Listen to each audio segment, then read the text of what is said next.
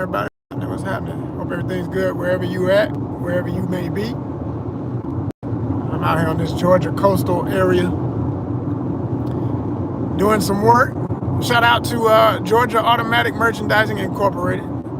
If you're in the Savannah area and you need vending services, make sure you check them out, GeorgiaAutomaticMerchandising.com. Definitely a major supporter of ONYXCON, and we salute them.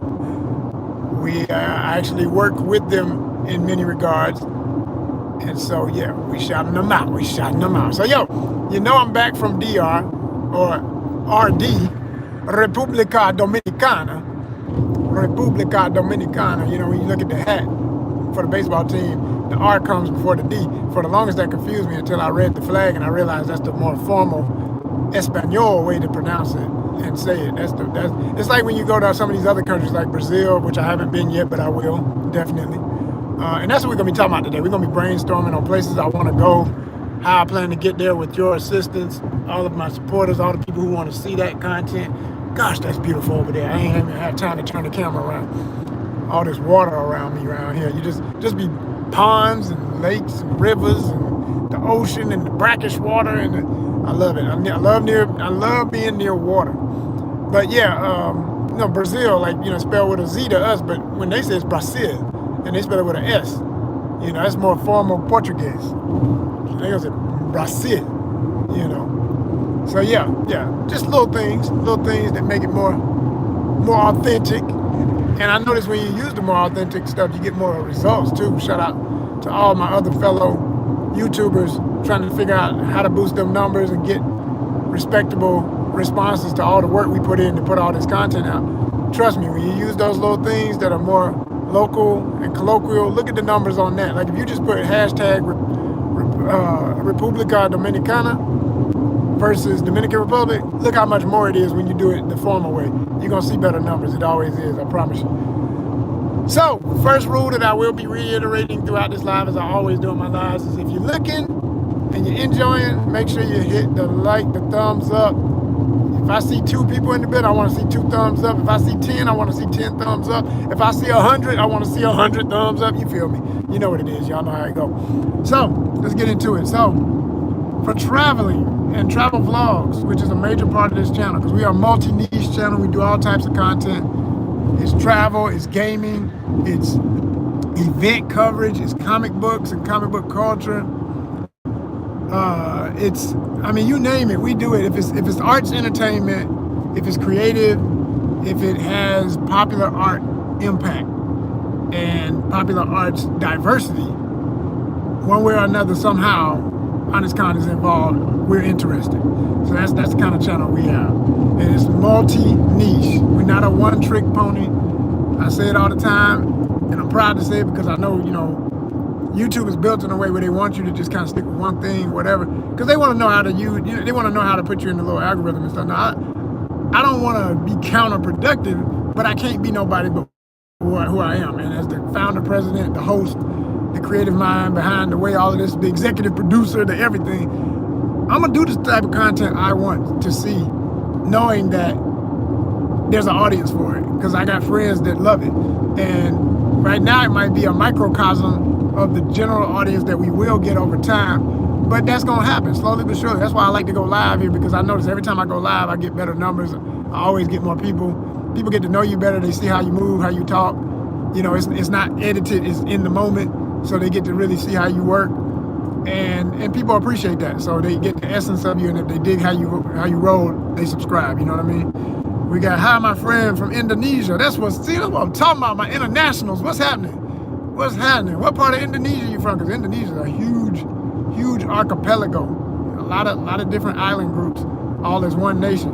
I know a lot about, or enough about, Indonesia. And it's another place I want to go. Speaking of places, like, see what I'm saying? Y'all helping me to come up with stuff to talk about, because I was going to talk about places I want to go, my wish list of travel. Specifically, which part of Indonesia are you in? What city? Where you at Pacific? And I see they trying their best to work it in English, but some of the wording is kind of off, so I can't understand that last question. Sorry, but I appreciate you. Really do. Go ahead and hit that subscribe button if you haven't. You know, we do fishing content here. I got a major fishing video coming up for y'all. When I say major, and this is going to appeal to our international audience too, because, you know, a lot of American anglers typically are going to only use a rod and reel technique in fishing. There are folks who do, you know, harpoon, scuba diving, spear fishing, all that. You got archer, you know what I'm saying, like bow hunting, bow fishing, you know. You got all that, but all those other things are a little less popular. Even fly fishing is its own little niche thing that's extremely expensive and therefore tries to alienate. You know, if you want to get into it, it's expensive to even do it. It never really appealed to me, to quite honest. I like the way it looks when they're whipping it out, when they're whipping the line out to get it out. I think that looks cool. It's beautiful to watch that part. But the process, I got a good friend, shout out Michi Miko. If Michi sees this, he'll be laughing because that's my homie right there. Good artist friend of mine from Atlanta. But he's a legend in that whole world. And as a visual artist and as a fly fisherman, because he makes his own flies from found objects. And as a visual artist, his work is typically made up of found objects. And I did an interview with him some years ago, so you can go back and look at that. If you go through the ONYXCON Outdoors Worldwide or the ONYXCON, I'll give you the playlist to check into, because each playlist is literally like a channel within the channel with so much content for you to absorb. Trust me, so much stuff. But yeah, he's real cool. Come on, Indonesia, put that thumbs up, man. If you're talking to me, I need to see that thumbs up. You the only one said something, so I know you're showing love. Okay, he's in Kuta, Bali. I know about Bali as a country. I'm not familiar with Kuta, Bali, but thank you for mentioning it. I'll look it up later. You know, give me that thumbs up. You know what I'm saying? I want to see thumbs up for everybody looking. We got 13 people in the building and 0 thumbs up. What that don't make? Where they do that at? What's that? I tell y'all every time I go live, I say y'all must be a bunch of bots, because real human beings don't treat each other like that. Real solid people don't treat each other like that. They're going to show love. They're going to go and put that thumbs up. If they watching, they're going to put a thumbs up. It's like, hell, I'm watching. I must like something. So let me put the thumbs up. Let me see it. It's 18 in the building. Where the thumbs up? Where the thumbs up? Y'all must not want me to talk. I'm going to have to put y'all on timeout. Y'all going to have to just look at the ride. Y'all going to just have to look at the ride. Ain't too much to see right now. Yep. When I turn this phone back around, I need to see some likes. I need to see some thumbs up when I turn the phone back around. Can I please? Can I please? I ain't gonna say pretty please, because y'all ought to do right anyway. I shouldn't have to beg. You know what I'm saying? Okay, here we go. Let's see what we got. Damn, y'all ain't right. But he got rid of some of them. He cut it in half just that quick. You call them out. I love that. I love that. I call them out and they get gone. You get rid of the fake ones like that. You start talking about them, they get gone. They get gone so quick. Oh man, 15 in the building, 0 on the thumbs up. Let's get them thumbs up. Let's get them thumbs up. Come on, y'all. Represent. So anyway, as I was saying, talking about places I want to go in the world, next places to go for blogs. And I was talking about fishing too. I ain't gonna go too much more into that because I'll talk about fishing all day. But there's a major part of my República Dominicana trip that was, I always go fishing. I always make it a tradition. If I can, I figure out a way to take a charter, go somewhere and go fishing in exotic places when I travel. And I got a chance to not only catch my first tuna, I caught a bonita. If you know bonita as a species, that's what they typically call it. They got these beautiful black patterns on their back that fade into the gradient that goes from like dark blue to a lighter blue with the black pattern zigzagging through that. And then it fades to like a silver. Beautiful fish. They are bonita. They are very bonita. But I caught a small one, but it fought like a monster. Little thing. He wasn't giving me a lot of stress on the arm or anything, but he just, you know, you could feel him. Felt like fighting a little 3-pound bass, I would say. You know, I would guess he was 3 pounds. I didn't have nothing to weigh him with, but I would guess at least that much. And then the captain, they were hand lining, doing a hand line technique, which I've seen before on video, but never like this. Hardcore saltwater hand lining. I got something for y'all to see. I don't think anybody on YouTube is gonna show y'all what I'm about to show y'all, because I've never seen it before anywhere else but what I'm about to put on my channel. And I'm very proud that I got something that unique on camera. because it was something to witness. The first tuna he got on, he caught a giant. And when I say a giant, that fish had to be 45, 50 pounds. I'm not joking. I am not joking. It stretched across the bottom of the boat. And it wasn't the biggest boat, but still, it was, let's put it like this. The fish was at least 5 foot long. Had to be, maybe 5.5. It was a big tuna. Beautiful. I mean, absolutely gorgeous. And it was a yellowfin, if you know what yellowfin tuna is. And it tasted great, because I had some of that and I had mine. I got it cooked at the hotel I was at, and that was amazing. You know, I love fresh fish. Day I catch it, cook it, ain't nothing like that in the world. Ain't nothing like that. Was the best tuna I've ever had in my life. And it taught me something about tuna meat, that when you get tuna in the can, for one thing, you know that, you know, a lot of the taste is gone by the time you're eating it like that.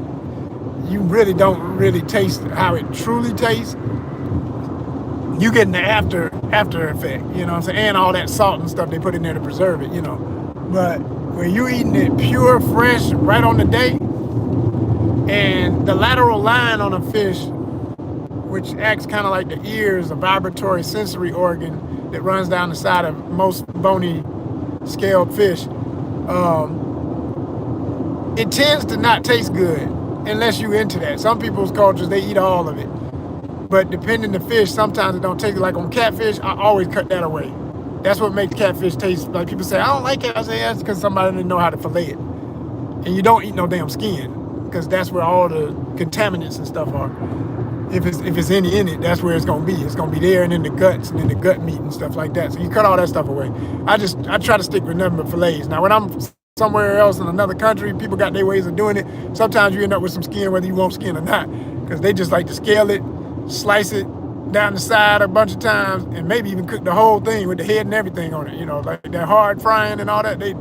That's almost universal. Asia, Africa, Caribbean.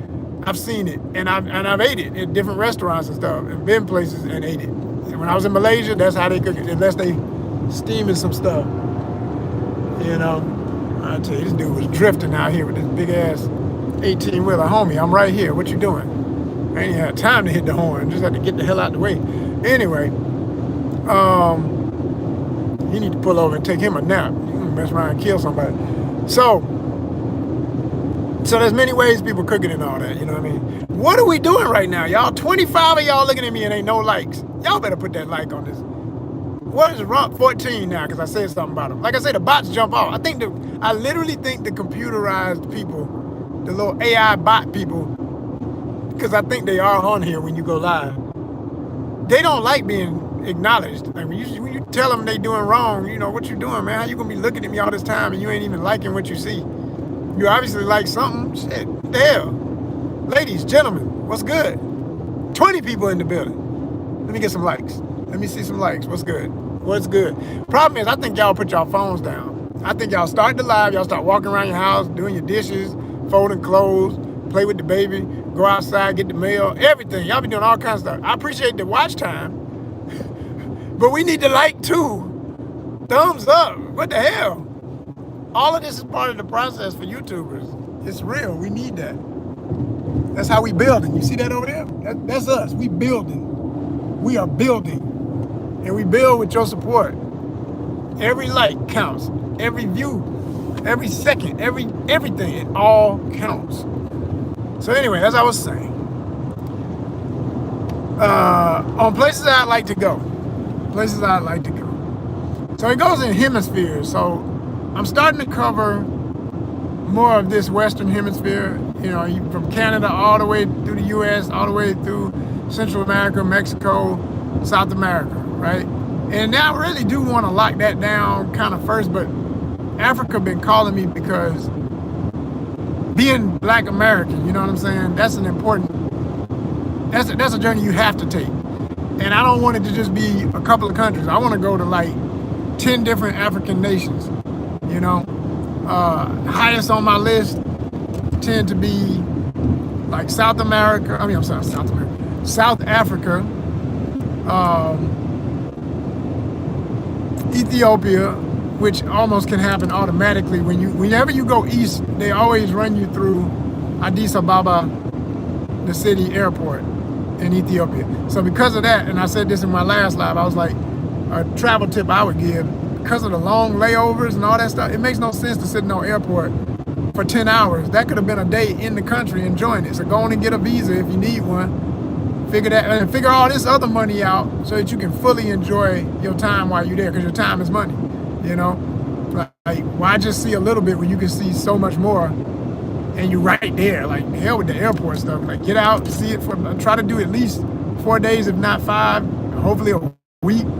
Then go to your destination and do the same there. Like, my goal when we get to Africa, I say we because everybody who supports the channel, you coming with me. I'm gonna have the camera on. You know what I'm saying? We're gonna get this equipment up, which is another part of this. I'm building a registry right now for people to support, do some in-kind donations, purchase things we need on Amazon. So get ready. I'm gonna be pushing the hell out of that when I'm just working on my list right now. And the list will always be growing, but I want to get like at least 20 things I know I gotta have in the immediate future, like today, tomorrow, anytime is good. I really need this stuff. Like, I've never had a laptop technically. I've always had friends and family who had them when I needed one, but I need my own, and I don't really want a laptop. I want a tablet with a keyboard, because a tablet then I can draw, because I'm an artist. I'm a visual artist too. So, and I need it for laying out and designing, you know, thumbnails, and doing design for new jerseys and merchandise and all kind of merch stuff ideas I got. So I need a tablet, and I want the nicest iPad they got right now. I think it's like 13 inches, and I want the iPencil and stuff. I want all that. Need a new camera. I'm talking about a real camera, not just to use my phone. I want to be able to use my phone, the camera, and a couple of new action cam devices like GoPro style. Because I got one, but it's old, and I need to get an update on something. So need that too. Never can have enough luggage, different backpacks and stuff like that. Right now I'm pretty good, but I wouldn't mind another one just to have that extra. Because, you know, you start getting to the point where you're like, okay, that's the equipment bag, that's the fishing bag, that's the luggage bags, that's the, you know, and you gotta, and like, if you really traveling, that's the best way to do it, where everything is designated and you don't get scatterbrained when you get out there in the field and you're like, damn, which bag did I put that in? No, I got a system. That always goes in that bag. So, you know, you should look at nowhere else. It should be there. And you just train your brain that way so you don't have those issues while you're out, because it saves time and it makes you more efficient. But yeah, so we need some stuff. And like I said, I'm going to be promoting that in the very near future. You'll be hearing about it. I'm going to create a QR code for you to scan on screen, go straight to the registry. So every time I mention it, I might just edit it into the content, pop it up on screen, so people ain't got to say, well, where he say what? Hold up your phone with the picture on, wait for that little block to come up, and it'll take you straight to the Amazon. You'll be able to support if you really about that life, if you're gonna really help us out. Donations too, you know. I even a gift card. So if you just rather give a gift card and I can get whatever I need when I need it, do that. Like I say, we're nonprofit, 501c3 nonprofit, so you can't lose. Like, everything's coming back if you know how to do your taxes. Everything's coming right back to you. You feel me?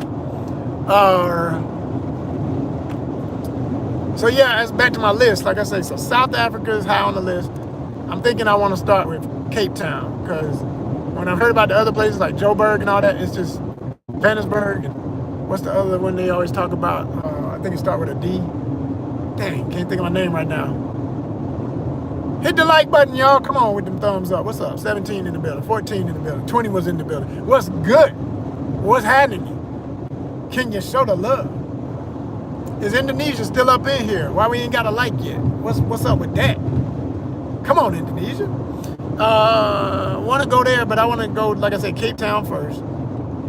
Because for one thing, it's on the water. I always want to start with a coastal area.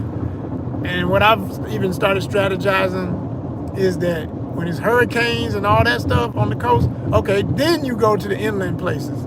You know, then you get between some mountains, so you sheltered, and if it rains, that's all it does. But you ain't got to worry, you know, depending on what they got, if they don't have earthquakes and stuff, whatever country. But that's the way I'm going to be trying to strategize around that, because I don't want to stop just because of what might be happening, because the world always got something going on. You just have to be very conscious of it, respect it, and try to plan around that stuff. So yeah, definitely South Africa. Namibia is on the list for being down there on the south side of it all, southwest side. And that was not even on my list for a long time. That came because, as it often can, a lovely lady I had met one time online from Namibia, she blew my mind. I said, ooh, Namibia doing it like this? I was like, I need to check out Namibia. And then I did my research on it. At first it looked kind of boring, but then I found exciting stuff. And I said, oh, wow, yeah, okay. So I think it's called Windhoek, the main city, because they were, taken over, colonized, imperialized by Germans. So everything got German names, German culture, German infrastructure and stuff. And I got mixed feelings about that because it was a genocide, one of the worst in human history, as to why that is like that. But the country itself, the people, the show-enough people, and the folk who really are Namibian at heart, whether they mixed, indigenous, and then the few, the proud, the liberal Germans who would not agree with the genocide, but it's like you've been born into a bad situation. Grandparents or whoever did all that ugly, and then you don't know nowhere else because you was born there, but you don't agree with how everything happened. You know what I'm saying? Them the kind of people. Oh, that's my peoples. That's the kind of Europeans I'm cool with. Folk who know the history and don't deny it, and as an individual, they want to do the right thing, be on the right side of history. But yeah, so Namibia's on the list. Speaking of West Africa, oh my gosh, I would get lost in that because there's so many places I need to go. Got to go to Nigeria at least once in my life, if not many times. And it's getting better in infrastructure for some parts, from what I've seen on videos and stuff. Like, there's parts near Lagos now that look like doggone Dubai. I mean, it's insane. The investments of some of that oil money and foreign investors coming in, and they building resorts that rival anything you see anywhere else. Clean beaches, none of that trash everywhere. And I mean, some nice stuff right next to what you would think wouldn't be nice because of how rough the surrounding areas are. Nah, there's some nice stuff. So I'm trying to see that. Definitely Cameroon, because I got roots there. I did my genetic test, or one of them, because I still got to get more to find out the whole puzzle, but I got enough to know. Guinea-Bissau, a major part of my roots. And so I got to go there. And with there, you talk about fishing. Personal dream of mine is I got to go to the islands right off the coast, Guinea-Bissau, where they have this water like the Caribbean, that blue water, that aqua, the greens and all that, and the see-through clear water. Oh my gosh. Gotta go. Gotta go. And I've seen some island resorts that they have, and I'm saying, okay, all right, we're going to get this right. Because to this day, the only folk who really go over there are the well-connected native folk who know some rich Europeans, especially Portuguese, because that's who took over there and run those islands and stuff. Like, I saw a video from, it was from the travel organization for Guinea-Bissau. So they were trying to promote travel in the country because they realized everybody understands the power of travel dollar. And being a poorer nation and having so much infrastructure issue, inland is just not the move per se. I ain't gonna say I wouldn't mind touching ground for say a day in Guinea-Bissau, go around a little bit, but I ain't interested in seeing poverty. I can see that right here in America and all that. And there's enough of that on YouTube for shock value. I'm not interested in showing the worst of places. I want to show you the best. I don't mind showing a little contrast, like, look at this. Okay, you might know that this is how it can be for some folk. It's rough, it's horrible. But did you know this? I like to show you the other. And waiting on my signal. Okay, here we go. We back. I was saying I want to catch my first tarpon.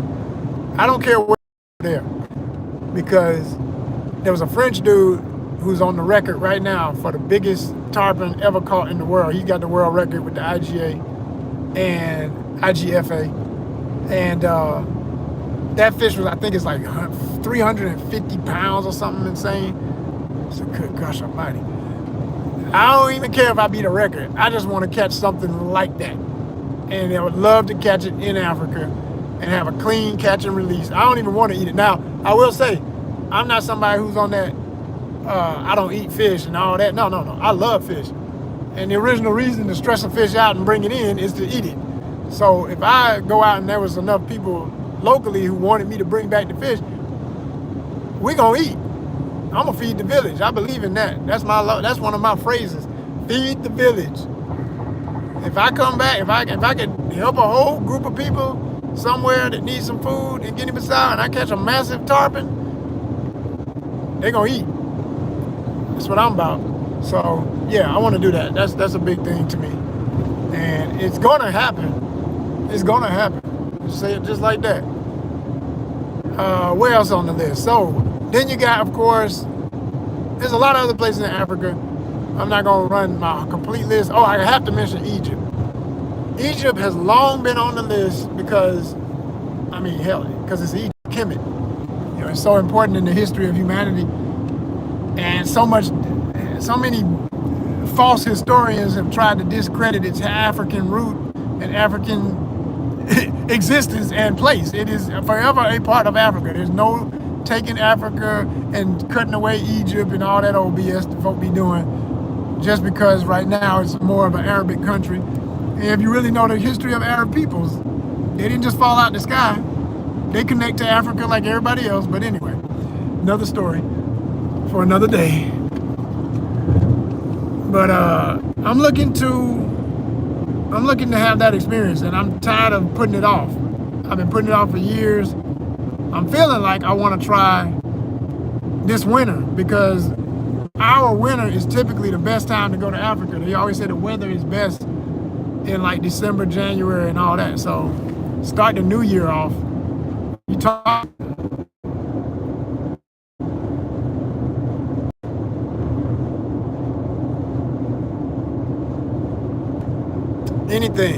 Anything you can do would help. When you hit them buttons, when you like, when you subscribe, because that's going to get the channel monetized. Then YouTube can cover some of the bills.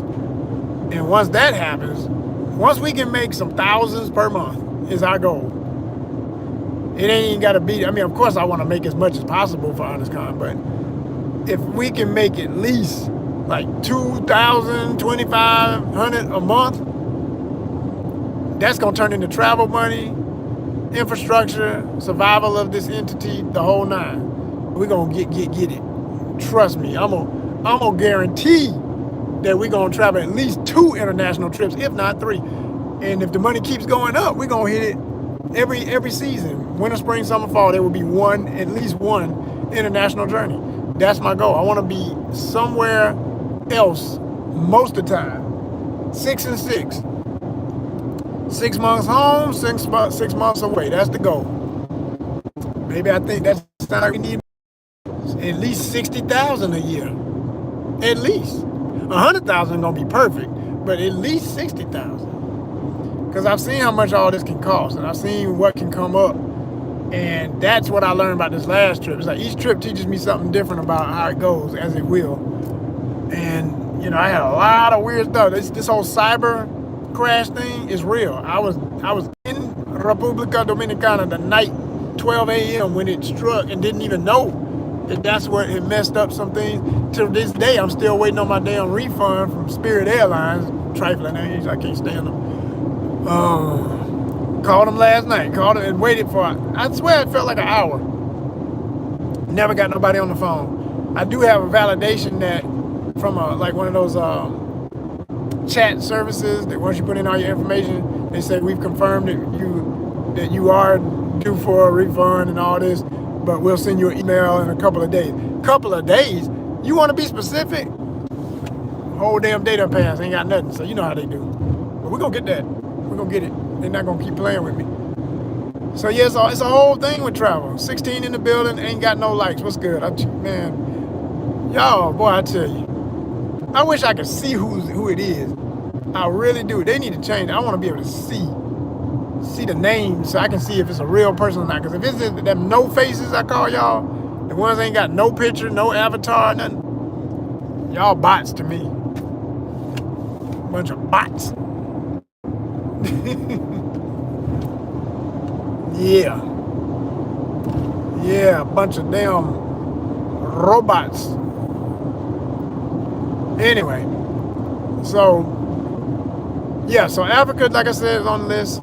Let's come back over to this hemisphere. Oh, before we do, Southeast Asia forever on the list. That's where it all started. I went to Malaysia. I do need to go back to Malaysia.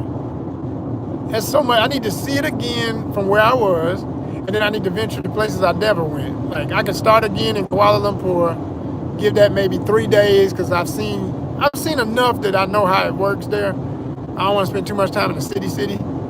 I always like to get a little bit of that and then a lot of everything else in the country or areas or smaller towns where people are nicer and less, less all that hustle bustle. Hustle bustle is only good for a few days for my patience. Then I'm out. Like I done seen a couple of big malls, some fancy buildings, the city lit up at night, which is a beautiful city. I mean, Kuala Lumpur, man, at night, that thing looked magical, especially with them two towers. The KL Towers is something to behold. It's something to see and stand in front of like I did. So, yeah, I would advise all of that. But then for some fishing and stuff, there's some exotic places, some of which I still got to do more research. If you ain't got a good guide, somebody gonna get you in, get you out, and some safe, cozy accommodations. Like my other thing about that remote fishing thing, which used to appeal to me more, but the older I'm getting, and I'm saying within the last 5 years, I've woke up to some things because you have a couple of things happen with your health, and I've never had anything I don't have anything ongoing, but I've had a couple of moments that woke me up to say, wait a minute now, what if you were in the middle of the damn Amazon and the only way you get out of there is with a health, but you in pain or something? I'm like, God damn. So that's the stuff people don't think about when they want to do all this daredevil stuff. It's truly daredevil. Like you can be stuck somewhere, and that don't appeal to me. I'd rather know, for whatever the cost may be, and then raise the money so I can do it on that level. Well, yeah, I'm remote, but if anything goes down, I'm about to be airlifted out this mug ASAP.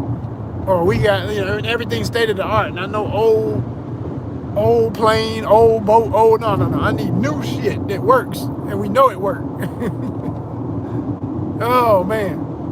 Matter of fact, that's another dream of mine. You talk about from a business aspect, and I'll say this for my anglers. Y'all can hit the comments later because people currently watching, like I said, y'all must be some bots. Ain't nobody even putting no thumbs up. But everybody else, the hundreds of people who will see this later, maybe somebody will have some sense and say something positive in the comments. But to my anglers, check this concept, right? Most of us, we watch those YouTube videos where people fishing exotic places, like you go in the jungle in Colombia, or you somewhere off the Amazon River in Brazil or whatever. All of that appeals to us. But I'm sure many of us look at that stuff and say, I think the nicest accommodations I've ever seen was there was one company that had like a boat, it was a river boat. And it was still kind of old, but it was nice enough. Like they showed the guys, young guys, America, and they showed their rooms, and they had kind of like little tight quarters, but comfortable. You know what I mean? Like you're not outside. You can close your door. If some mosquitoes get in, you can kill them before you go to bed. That kind of thing. Versus just a mosquito net. You spray yourself up before you go to sleep and hope for the best so you don't wake up looking like you've been in a Tyson fight with a bunch of whelps all over your ass. Because it can be like that, getting bit by all them exotic bugs and stuff. I've seen videos where folks getting hit up. Like, they didn't know it would be that many bugs and stuff. And they just like, oh my gosh, what was I thinking, right? Well, thinking what we all thinking. I want to have that experience. I want to catch that exotic fish I always wanted to see. It'd be worth it when you finally catch the fish, but damn, you had to go through a lot, So I thought about, if you ever get to the point where we got enough of an endowment, monies and everything, supporting ONYXCON, I would create my own series of resorts or hotels of some sort.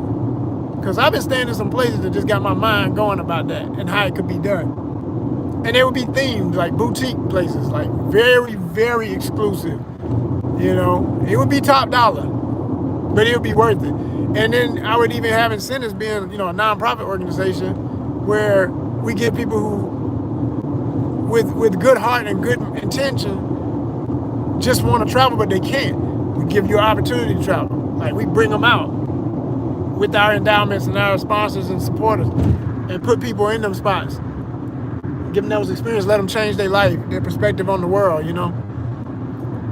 Because that's what that does when you travel like that. And over here, you know, when you see stuff like that, you know, if you've never seen stuff like that, it may not be no big deal to some of y'all, but, you know, but for some people, that's the kind of stuff change your life. Just seeing them lagoons and all that beautiful stuff like that, that moves me. That moves me. So, you know, but I imagine like doing an exclusive resort like that and having it where if you work out agreements with the local government, the tribal groups, if it's somewhere where it's somebody's tribal land and stuff, because they do that. They do all those types of things. But where you have the least impact, but at the same time, it could be a modern situation, a really nice structure, a facility. Like, I don't know what the rules be with all that stuff. So right now it's just a fantasy. Because I know somebody who I literally know somebody. We were talking for years on a consideration of me coming and staying at their lodge in the Amazon. And this place was, for what you usually get, it was pretty nice. But it was still the chance that you might wake up one morning with a snake next to you on your pillow, or a damn, you know, a bullet ant in your shoe. And they call them bullet ants because they say when they hit you, when they bite you or sting you, it feels like a freaking bullet. And so, yeah, I would want to lessen the chances of any of that happening. Like, when you're in that kind of nature, you can't do 100% prevention or even 90, but you want to be at least 85, you know?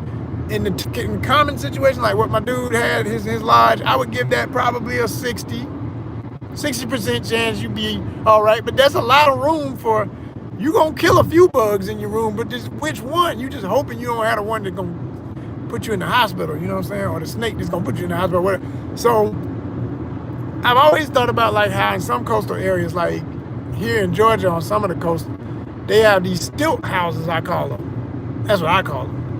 They sit up because they know they can flood the area they're on. That can be brackish water near there. When it rains too hard, it flood. And then, if your house sitting right on the ground, you done. You done. All your stuff is flooded, all your property damage, all that, the insurance, just imagine. So instead of even, you're gonna have them insurances anyway, have a situation where it's a modern style home built on steel structure and stone or whatever else gonna endure water over centuries, okay? And have it sitting up, like I'm talking about 20 feet off the ground before you even get to the residential part, and the bottom part can be an area for a boat or whatever, a housing unit for a boat. You get your river boat situation, and I'm talking about a nice boat with a center console and all that. My anglers know what I'm talking about right now, and they salivating at the mouth because they know how beautiful this concept is, right? And I'm at a point in life right now, like every great idea ain't something I keep, because I might not have to pull it off in my lifetime, but somebody who's listening might be able to pull it off. They might be a millionaire, and they like what I'm talking about, and they like my channel, and they get in touch with me, and we make something happen. You see what I'm saying? So I don't even look at it the way a young mind would look like, oh, don't tell people your good ideas. Man, do you know how much money, time, and resources it take to even pull off what I'm talking about right now? I got too many other eggs to fry. I'm gonna focus on some stuff. I'm just trying to get on the next plane, do the next series of vlogs, have a good time in the country, and always go fishing one way or another. But from going fishing one way or another, the way I've been doing it with these charters, that's where the idea came from, because a lot of them, they're great fishermen. I've went out with some legends. Like I told y'all, this line fishing technique I'm about to show y'all from this brother. Shout out Guillermo in República Dominica, who I went out with, who's one of many captains in a team of folks under this one guy, Eugenio. He's on fishbooker.com if you want to check him out. I'll shout him out. But my main shout out is to Guillermo, because that's who I went out with, and that's who I had the best communication with. Eugenio is a businessman who does fishing on the side, but my man Guillermo is the actual fisherman, hardcore, you know. And so any technique, hand line, reel, rod and reel, you know, but he loves the hand line. That's the traditional way they do down there. And after I saw him catch a 45 to 50 pound tuna, I was like, dude, you shit. Freaking Michael Jordan of fishing. And it made me want to do it. I told him, I said, next time I come down here, man, I'm bringing some gloves, because they use these little rubber finger things, and they thin as hell. And I said, what the? He let me hold one. I was like, this is all you got to protect your hand against the line burning and cutting your finger? He's like, yeah, that's what we use. I said, golly. I was like, okay, I know what I'm going to do. I got these rubber hand gloves. Yeah, let's get it, you know. So I want to try it. I definitely want to try it. But anyway, but you get a couple of captains like that on your team, and you give them the equipment they can't afford, because they local folk who got the local budget, and that's barely, you know, they don't have a lot, but they are freaking phenomenal at what they do. Like, I got a guy in Mexico I know, and I be thinking, man, I would hire him onto my team. Like, you can still do your own thing, but like, you know, yo, we got the funds, we'll get you a new boat, we're gonna give you better equipment. Because on Fishbooker, they got a lot of great captains and stuff, but people are out there with rusted equipment sometimes, old rod and reel. It take you 10 times longer to crank in the fish. You know, bragging rights for fun. That's the sport between me and another human being, because that fish is trying to live. It's a sport between me and another human being, because that fish is trying to live. And I instigated the incident for my boat. I say, we fish for the thrill and we fish for the meal. I fish for both, depending on the species. Some stuff I don't eat, but I do like to catch them and let them go, you know. But it's forever, you know, it just be real about what it is, you know. Because I look at a lot of people who, you know, like people who have those nature shows, and they go out and they grab a wild snake and wrangle it and all this stuff. Like my man, the real Tarzan, who I love. I love Tarzan's content. He's cool as hell. I love to meet Tarzan. I think he's a cool dude. But at the end of the day, man, when people say you're harassing, let's just be honest. You are. It's like, you can say what you want. It's human curiosity. It's that little boy in us and little girl who's a tomboy that want to go outside and just grab something and grab it right and try not to hurt it, but just hold it tight enough so that you can look at it and see it up close in that moment and hope not to get bit or stung or whatever. But you still harassing it. At the end of the day, you're not just letting it be. It is what it is, you know what I'm saying? And you're not hunting in the moment, so you're not going to put it out of its misery quick and kill it and eat it. Because to me, that's even more honorable if that's what you need as a living being. Life eats life. I can hear the vegetarians now. Well, that's why I eat plants. Well, plants are living too, and there's been proven that plants have their own form of emotional reaction to being harmed. So there's no way around it. It's just the way life goes. We got to do things to eat. So anyway, but it's how you do it, and I do believe in ethical angling, ethical harvesting, etc. You know, quick with it. That's the other reason I don't like fly fishing as much. You take 10 times as long to pull the fish, and then you finger it up. Them motherfuckers be rubbing the damn fish slime off and then putting it back, talking about they conserving. How you conserving and the damn fish went back with 10% less of the mucus it needs to swim through the water and not get infection on its scales, and you done damn wore it out in a fight that took 10 minutes as opposed to 2, maybe 3 seconds with the right equipment. You know, anyway, I got opinions about that. So do them on a different, and if you could help a whole nation of people who need equipment and stuff like that, I think these companies like, yo, I mean, I know how they are. They just all about money anyway, profit. So I'm just talking the good talk, knowing how they think. They don't care. They don't give a damn. Most of them. You'll find occasionally somebody who understands that bigger picture and wants to see the world be a true, better place, and understands that when you do that, it literally provides you personal safety, because if there's less people starving in the world, there's less crime and less people trying to cut your head off because they're desperate. And you can't keep just building more and more poverty and less of the rich or not even so much just rich, just able, just where everybody can. When you start cutting it down to where there's less and less people who are able, the world's a more dangerous place. Because desperation is human nature. Period. You know? And I think that a lot of anglers